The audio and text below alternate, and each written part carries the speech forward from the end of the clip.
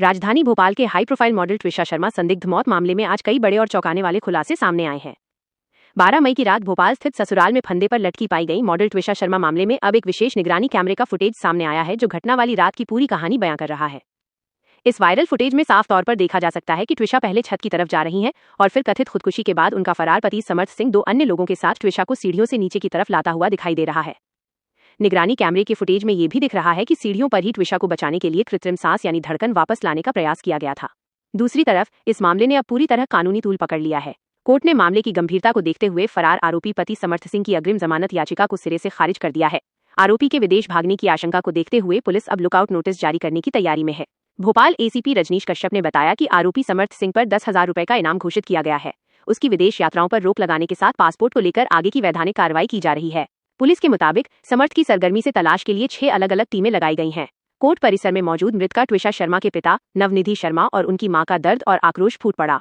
मृतका के पिता ने ट्विशा की सास और सेवानिवृत्त जज गिरिबाला सिंह के ऊंचे रसूख का हवाला देते हुए स्थानीय पुलिस प्रशासन से न्याय मिलने पर गहरा संदेह व्यक्त किया है। ट्विशा की मां ने बेहद गंभीर आरोप लगाते हुए कहा, हमें इस जांच पर बिल्कुल भरोसा नहीं है। जो इनाम और पासपोर्ट सरेंडर करने की कार्रवाई पुलिस अब कर रही है वो बहुत पहले ही हो जानी चाहिए थी। हम चाहते हैं कि ये पूरा मामला दिल्ली ट्रांसफर किया जाए और ट्विशा का दोबारा पोस्टमार्टम हो। मायके पक्ष ने सीधे तौर पर ट्विशा की हत्या का आरोप लगाते हुए कहा कि ट्विशा नहीं बल्कि उसका पति समर्थ सिंह नशा करता था। वो ट्विशा को गंदी गालियां बकता था और मानसिक रूप से प्रताड़ित करता था। जब ट्विशा के पिता ने समर्थ की इस नशे की लत को लेकर बात की थी तो रसूख के दम पर उनके पिता से नाक रगड़कर माफी मंगवाने तक की बात कही गई थी। रिश्तेदारों और दोस्तों ने पोस्टमार्टम की पूरी प्रक्रिया पर भी गड़बड़ी के आरोप लगाए हैं। गौरतलब है कि साल 2024 में एक सोशल मीडिया ऐप के जरिए वकील समर्थ और मॉडल ट्विशा की मुलाकात हुई थी, जिसके बाद दिसंबर 2025 में दोनों का विवाह हुआ था। सर क्या कहें, सर इनाम तो आप लाख रुपए का भी घोषित कर दीजिए। जब इतने रसूखदार लोगों, पुलिस ने आज सबसे इम्पोर्टेंट बात एक्सेप्ट की कि ये बहुत रसूखदार लोग हैं, ये केस को इन्फ्लुएंस कर सकते हैं। इस बात को पुलिस ने भी अपनी दलील में कहा। ये एक बहुत बड़ी बात है, कोर्ट में एक्सेप्ट की पुलिस ये दलील को, तो ये साफ साफ दिखलाती है कि प्रेशर कितना बड़ा है। यहाँ पर लोकायुक्त सत्येंद्र सिंह और इनके परिवार के जन जो जुडिशरी में बैठे हैं, हाई कोर्ट में बैठे हैं, इनके परिवारजन जो मेडिकल में बैठे हैं, वो सब हमारे खिलाफ काम कर रहे हैं और हमको न्याय प्रक्रिया में आगे ना बढ़ने के लिए तरह तरह से व्यवधान डाला जा रहा है। कल कमिश्नर ने हमको PM2 के लिए अलाउ कर दिया था, आज किस बिना पर उसको रिजेक्ट करके जुडिशरी की अप्रूवल के लिए डाला गया। क्या ये नहीं दर्शाता है इन्फ्लुएंस? ये दर्शाता है कि जितना डिले होगा उतना बॉडी डिकम्पोज होगी, उतना साक्ष्य जो है खराब होंगे। इस कारण से ही तो ये डिले हुआ जा रहा है। हमारी पुरजोर गुजारिश है कि बॉडी को पूरा सुरक्षित रखा जाए और जल्द से जल्द बॉडी को एम्स दिल्ली भेजा जाए इंडिपेंडेंट जांच के लिए।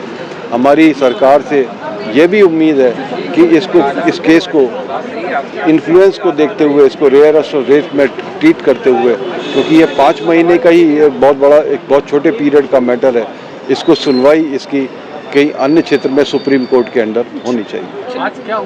हम तो पक्ष रखा ही ना सर, हमने तो अपनी सारी चैट जितने भी FIR के रिलेटेड डॉक्यूमेंट थे सारे रखे सर। आज ये ट्रायल तो था नहीं, ये एंटिसिपेटरी बेल की सुनवाई थी और उन्होंने अपनी तरह से तरह के तर्क दिए। ऐसा लगा कि जैसे आज ही ट्रायल कोर्ट तो आज ही नहीं था। हमारे वकील ने उसका काउंटर किया और सारे तथ्य सामने रखे। आगे डिसीजन जो है साहिबा देंगे। मामला जो प्रथम दृष्टया है नवविवाहिता मार्ग से संबंध होने के कारण इसमें मर्ग इंक्वेस्ट पंजीबद्ध किया गया था और मर्ग में जांच पर से FIR होती है और उसमें जो परिजनों के कथन स्टेटमेंट जो भी गस्टेड ऑफिसर होते हैं क्षेत्र के सर्कल, उनके द्वारा लेने तत्काल, क्योंकि 13 तारीख को मर्ग कायम हुआ था और 14 की रात को ही FIR पंजीबद्ध कर ले गए थे।